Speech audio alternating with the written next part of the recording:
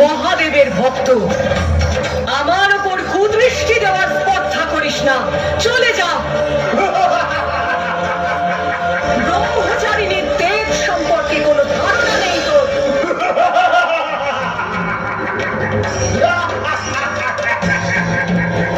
তোমার এত সাহস সুন্দরী, কি ভেবেছ তোমার এই তুচ্ছ মায়ায় প্রকান্ডাসুর ভয় পাবে? এখনো সময় আছে, আমাকে গ্রহণ করো। তপস্যাচারিণী বলে আমাকে দুর্বল ভাবিস না অসুর। যুদ্ধে আহ্বান করছি তোকে, যদি পরাস্ত করতে পারিস তাহলে বুঝবো তোর ক্ষমতা।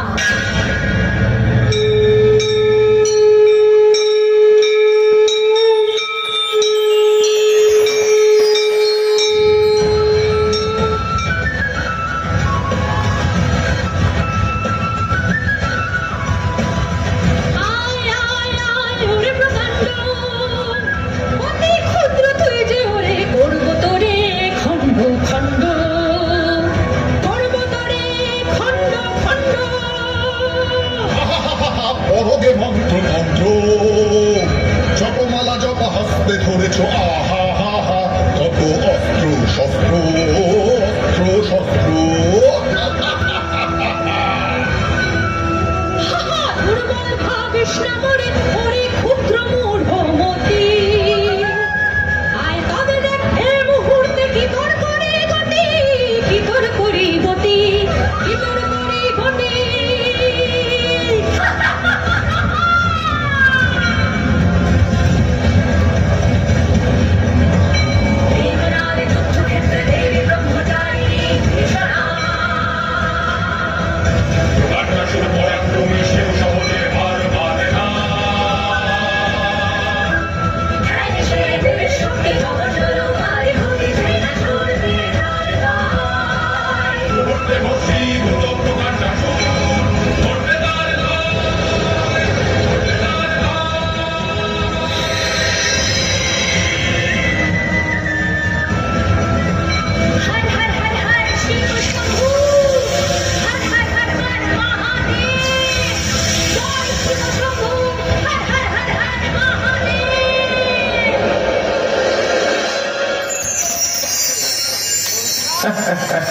সুন্দরী, যার জন্য এমন তপস্যা করছো, যার নাম নিয়ে অসুর বধ করলে, সেই মহাদেব কি তোমার মূল্য অনুধাবন করছে?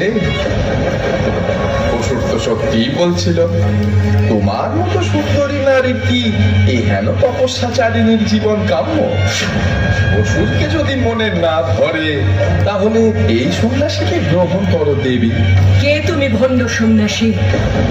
কোন সাহসে আমার সামনে শিব নিন্দা করছো? তোমার মরণ আমার হাতে।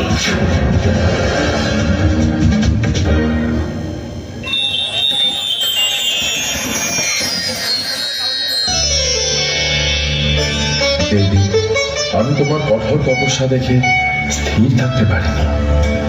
আমার নিজের তপভঙ্গ হয়েছে। তোমাকে আমি সদা রক্ষা করব।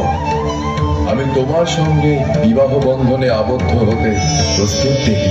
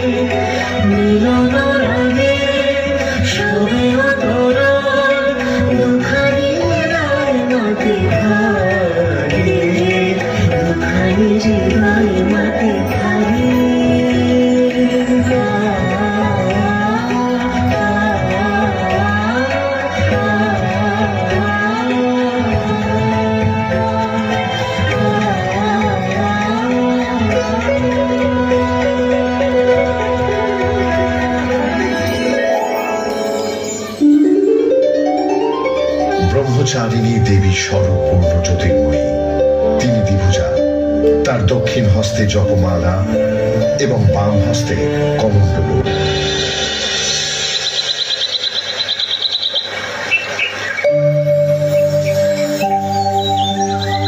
মহাদেব, পুত্র গণেশকে তো দেখছি না, কোথায় সে? গণেশ তো তোমার সেই চন্দ্রঘণ্টা রূপের বিশাল ঘণ্টাখানা অনায়াসে তুলে খেলায় মত্ত হয়েছে। চন্দ্রঘণ্টা রূপ? এই রূপ কখন ধরেছিলেন দেবী? এই চন্দ্রঘণ্টা রূপ নবদুর্গার তৃতীয় রূপ। এই রূপ আমাকে ধারণ করতে হয়েছিল মহাদেবেরই জন্য।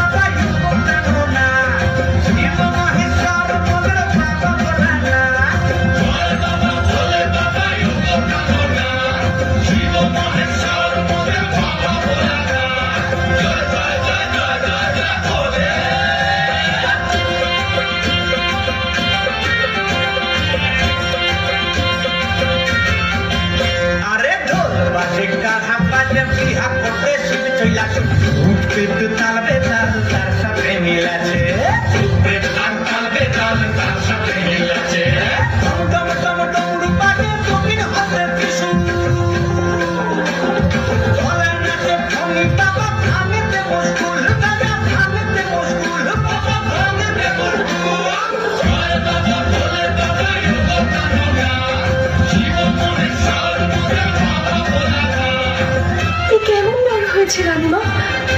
আমার আমার চেতনার লোপ পাচ্ছি ক্রমশ। তোমরা তোমরা রাজকুমারীকে ডাকো।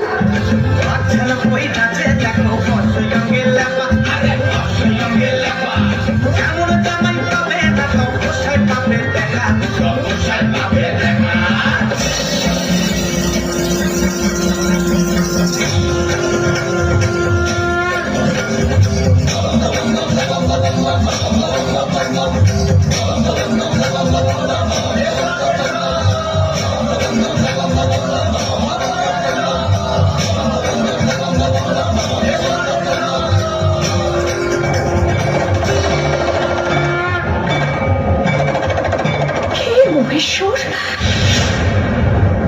এ তোমার কেমন বেশ, কেমন রূপ!